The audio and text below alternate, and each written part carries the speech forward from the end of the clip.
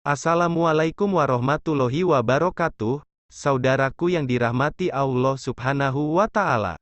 Kali ini Cahaya Islam akan membahas asal mula batu Hajar Aswad, sejarah, dan penampakan batu dari surga.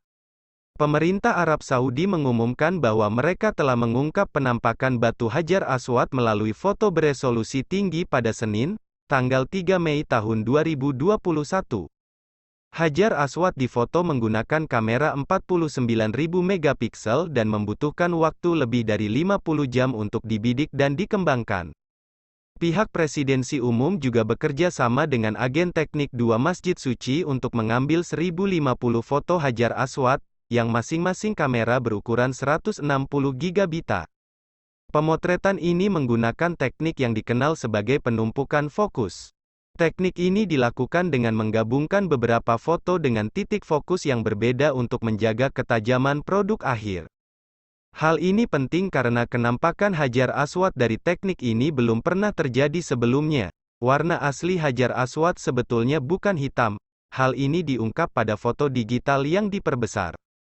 Dilansir dari Geologi Page, tanggal 11 Januari tahun 2018, Hajar Aswad merupakan peninggalan umat Islam, yang menurut tradisi Islam sudah ada sejak zaman Adam dan Hawa. Diketahui, batu yang diyakini umat muslim dari surga ini awalnya berwarna putih. Konon, manusia menyentuh batu itu dan meminta pengampunan dari Tuhan, sejak itulah Hajar Aswad berubah warna menjadi kehitaman, di mana warna gelap ini mencerminkan dosa umat manusia. Batu hitam turun dari surga dan itu lebih putih dari susu. Tetapi dosa anak-anak Adam mengubahnya menjadi hitam. Hadis riwayat Tirmidzi. Hajar Aswad berada di Mekah, yang merupakan pusat spiritual Islam. Di sanalah Nabi Muhammad SAW disebut menerima wahyu pertama kali pada abad ke-7. Sederhananya, Hajar Aswad merupakan batu berwarna gelap yang terpoles halus oleh tangan jutaan peziarah umat Muslim. Batu itu pecah menjadi beberapa bagian dari kerusakan yang ditimbulkan selama abad pertengahan. Meski begitu, potongan pecahan Hajar Aswad disatukan oleh bingkai perak murni di sudut tenggara Ka'bah. Diameter Hajar Aswad diperkirakan sebesar 30 cm dan terletak 1,5 meter di atas tanah. Saat melaksanakan ibadah haji, umat Islam berjalan berlawanan arah jarum jam di sekitar Ka'bah.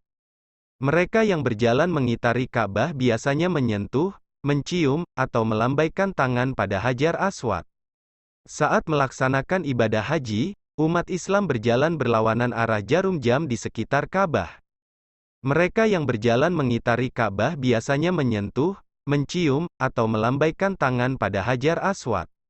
Ada berbagai pendapat tentang apa itu Hajar Aswad sebenarnya.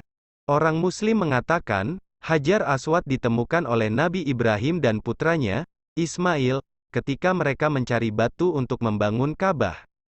Mereka menyadari nilainya dan menjadikannya salah satu batu penjuru bangunan. Sementara, sejarawan sekuler mengatakan bahwa kemungkinan besar Hajar Aswad merupakan meteorit. Namun, tidak ada cara untuk menguji hipotesis ini tanpa memindahkan dan memeriksa Hajar Aswad, sebab tindakan ini tidak diizinkan oleh penjaga Hajar Aswad.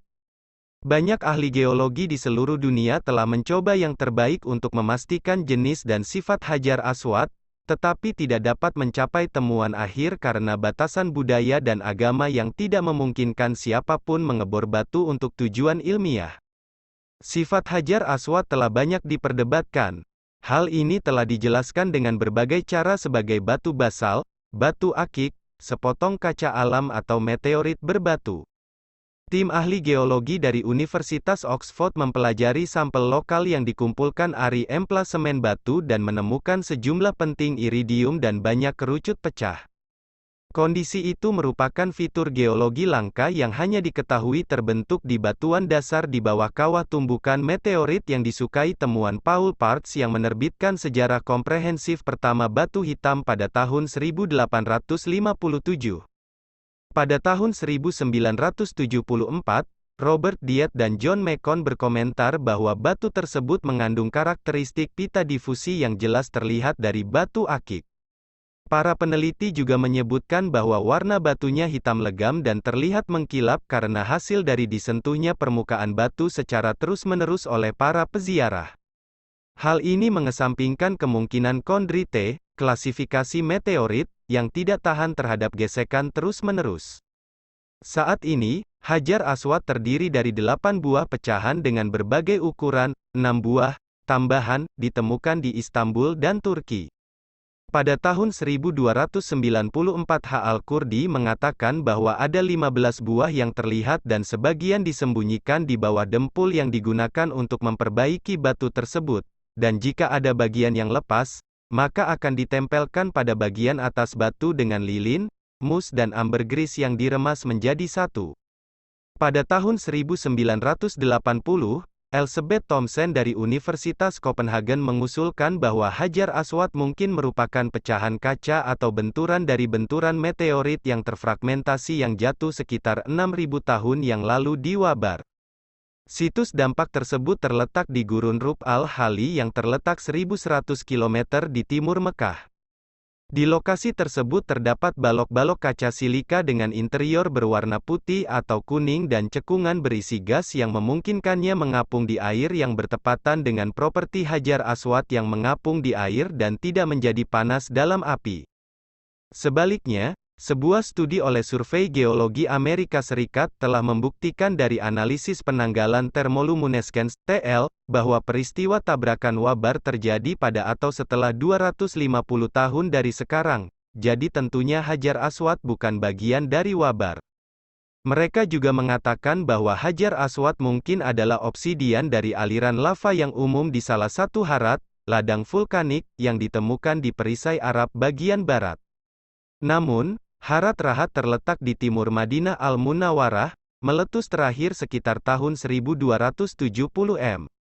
Saat itu, lava mungkin mengalir ke barat menuju Madinah dan turun ke utara wadi. Jadi, tidak masuk akal jika lahar di beberapa titik di Arab Barat menemukan air dan memadat menjadi obsidian. Sementara, ada banyak pecahan kaca dari peristiwa dampak Wabar di lokasi. Benda itu sangat padat dan berfungsi secara efektif sebagai kerikil dan telah menambatkan permukaan gundukan sebelum tumbukan di lokasi. Analisis kimia mengungkapkan, mungkin 99% dari asteroid besi yang masuk diubah menjadi kaca ini, yang terdiri dari 10% besi nikel dan 90% pasir lokal. Kaca memang memiliki pecahan white impact shed, batu pasir semu yang terbentuk secara instan dari gelombang kejut di dalamnya, tetapi permukaannya selalu sangat kasar dan penuh dengan bejana. Karena alasan ini, Hajar Aswad mungkin adalah batu obsidian, meskipun ia mungkin merupakan meteorit berbatu yang sangat halus.